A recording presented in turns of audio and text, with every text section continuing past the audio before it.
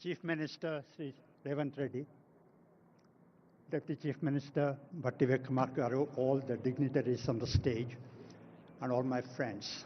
I'm delighted to be here, part of the Telangana Rising celebrations in this future Bharat city. It's an occasion to set goals for the next 2 decades and position Telangana as the #1 state in the country, a very lofty ideal. I'm privileged to have served in the combined state of Andhra Pradesh much before all these people rose to political stardom. I have very fond memories. I worked in parts of Telangana. I was Collector Khammam when our Deputy Chief Minister must have been in school, and then I was Finance Secretary of the combined state. Although the state is administratively and politically divided, I feel emotionally at home in both Andhra Pradesh and Telangana. And Hyderabad is my home now, Telangana is my state now, but I belong to the entire combined Andhra Pradesh. Over the last 10 years, Telangana has clocked remarkable progress. A state once known for feudalism, poverty, backwardness, ignorance, is today possibly the #1 state, clocking possibly the highest growth rate in the country over the last 10 years. Hyderabad, this charming, beautiful city, is a jewel. You know, all around the country, and many of these people have traveled around the world, around the country. I'm very proud of this city.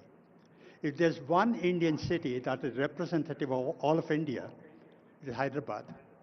Cosmopolitan in outlook, blend of tradition and the best of traditions and values and modernity, safe for everyone, the best example of unity in diversity. You know, at one time when I was in the government, sir, in the late 90s, early 20s, we used to look for the overflow from Bangalore. So Bangalore is the icon of India, and Bangalore is saturated, so the overflow will come to Hyderabad. Today, Hyderabad is iconic. It's Hyderabad that people look up to as the first choice. So I'm very proud of what the government of Telangana has attempted. Congratulations to you, sir, and to your entire government. This document, I've not seen it, it's going to be released later in this event, is prepared by the government, working closely with the ISP, with Niti Aayog, I believe with wide-ranging consultations with the stakeholders. And I've not seen the document, but I'm privileged to be part of the advisory committee, and I look forward to studying the document and working with the government on implementing it over the next couple of years. But what I gather, what I heard the Chief Minister say yesterday, is that Viksit Telangana wants to be the #1 state in the country with $1 trillion GSDP by 2034 and $3 trillion by 2047, the centenary of the independence. Today, the GSDP of Telangana is about 16.7 trillion rupees, which roughly translates to $250 billion. We are at $250 billion today. We've got to get to $3 trillion in 22 years, which means multiply the GSDP by 15 times. And if you do simple arithmetic, it means that the state has to grow by about 8 to 9%, perhaps even faster. One trait of lead, that's a tough goal, a challenging goal, difficult, but not impossible. One trait of leadership is actually to set impossible goals, near impossible goals. So I want to congratulate the government for setting that goal. Yesterday, the Chief Minister mentioned that Telangana wants to replicate the Gyeongdong success. Gyeongdong is the best practice in accelerated growth rate. Not perfect, but probably the best practice. I'm sure Telangana will do even better. It's presumptuous on my part to lay out the agenda, because the agenda for getting 2047 Telangana is large, complex, and that's going to be in the document. It will be presumptuous for me to second guess that at the moment. But I want to make a few points at this stage. The first is the state must build on its core competence. Hyderabad is already known for its IT, its pharma, its biotechnology, services. Where I live in KPHB, there is GCCs coming up every day. So I see them, I experience them. But Telangana must expand into manufacturing, agribusiness, and into a variety of sectors to create jobs. The second is infrastructure. Physical infrastructure, digital infrastructure, and social infrastructure. Before we met, you came on the stage, we were talking to the IT Minister, Sridhar Babu Garu, and he was telling us about how Telangana government has aspirations of making Hyderabad the innovation center, AI innovation center for the country. The country looks up to Hyderabad.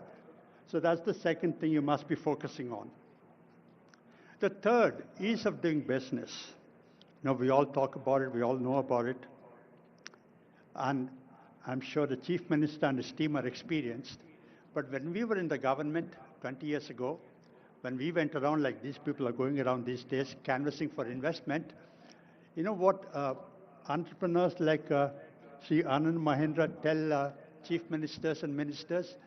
If you want to give us tax concessions, it's okay. If you want to give us utilities at low cost, that's okay. But what we want more than all this is law and order, rule of law, and no interference from your people. So ease of doing business is something that you must be concentrating on. Chief Minister, you said yesterday that you're not competing with the rest of the country, you're competing with globally. You know, actually, I think as the Deputy Chief Minister of Karnataka said yesterday, competing within the country is actually good. Healthy competition among states is good, and you're competing globally, setting yourself an aspiration. Primary education and primary health, I'm sure it's part of the agenda. Politicians don't normally, pardon me for saying this, I'm being a bit blunt, but politicians don't normally concentrate on education and health. The reason is, I'm not blaming anyone, but the reason is democratic compulsions force politicians to have a short-term horizon. Do things that will yield results in the short term. No, they tend to relegate long-term things, because they're things that will generate results much later, because they're not political priority. But they're very, very important, as you must have noticed. You know, Karl Johan Juncker, who was the former Chancellor of the EU, he said, we all know what is the right thing to do. He was a politician. No? He said, we know what's the right thing to do. We don't know how to get re-elected after that. I'm sure that Chief Minister Revanth Reddy and his team are going to find a new model and prove Karl Juncker wrong, that it is possible to do things and get re-elected. Okay? And then I saw in the papers, in the media, pure, rare, inclusive growth. I cannot emphasize this enough. You know, accelerating growth is important. Growth is necessary, but not sufficient. 8%, 9% growth, if it's just a number, if the benefits of growth are not widely shared, that growth cannot be sustained. So you must have inclusive growth, which means that the benefits of growth must go to the poorest person in Telangana, to the most farthest point in Telangana. I'm sure the vision document is going to concentrate on that. And skills, of course, it will be presumptuous on my part to talk about skills when Mr. Anand Mahindra is here, but skilling is very important. You know, skilling is a difficult thing to do because it will not be done by the private sector. The government will not do it, is incapable of doing it. So you need public-private partnership, which we're seeing on the stage. Mr. Mahindra sitting next to the Chief Minister, that's exactly the partnership we require for skilling. And, you know, I want to tell a story. When I was appointed governor in 2008, 17 years ago, I was Finance Secretary to Government of India at that time. I went to call on the Prime Minister, Dr. Manmohan Singh, just to thank him for choosing me to go to RBI. One-on-one meeting, I went across to his office, there were just two of us. And I told him, sir, thank you for appointing me as governor. We talked about the macroeconomic issues at that time. We talked about RBI, we talked about the government. We talked about the comparison between living in Mumbai and living in Delhi. And after about 10 minutes into this conversation, I asked Dr. Manmohan Singh, sir, do you have any advice to give me? A very humble person. He said, what advice do I give you, Subbarao? You've been in the IAS, you've seen the country, you've worked in the districts, you've seen the state government, you've seen the central government. What advice do I give you? And after another couple of minutes, I took leave of him, and I was walking away, and gracious man as he was, he walked around from his table and escorted me to the door. And at the doorstop, he put his hand on my shoulder. Subba, I thought I'll give you one advice. That one advice I want to give you is that no matter what you're doing, remember that whatever you're doing, there's people behind you. The RBI is a great institution. But in the RBI, there's a risk that you'll get lost in numbers, in interest rate, money supply, inflation, exchange rate, but you will forget that there are real people behind that. Now, I was in the process of shifting from Delhi to Mumbai. About 30 seconds after I left the PM's office, that advice went out of my head. But as I started working in the RBI, that the purport of the Prime Minister's advice struck me. Because the primary responsibility of the Reserve Bank is to maintain price stability, low and steady inflation. Inflation is a regressive tax. Growing up in a low middle class family, I saw my parents struggle to put all of us through, and all of you saw this. So what the Prime Minister was telling me really is that whatever you're doing, remember the last people, because inflation hurts poor people more than it hurts well-off people. This shirt, if it cost 2,000 rupees last month, and if I go to buy this today, it costs 2,200 rupees, I wouldn't even notice it. But poor people, if the bus ticket goes up from 22 to 24 rupees, if the price of rice goes from 40 to 44 rupees, they notice that. So one thing as we implement the Telangana Rising document is to remember the people of Telangana.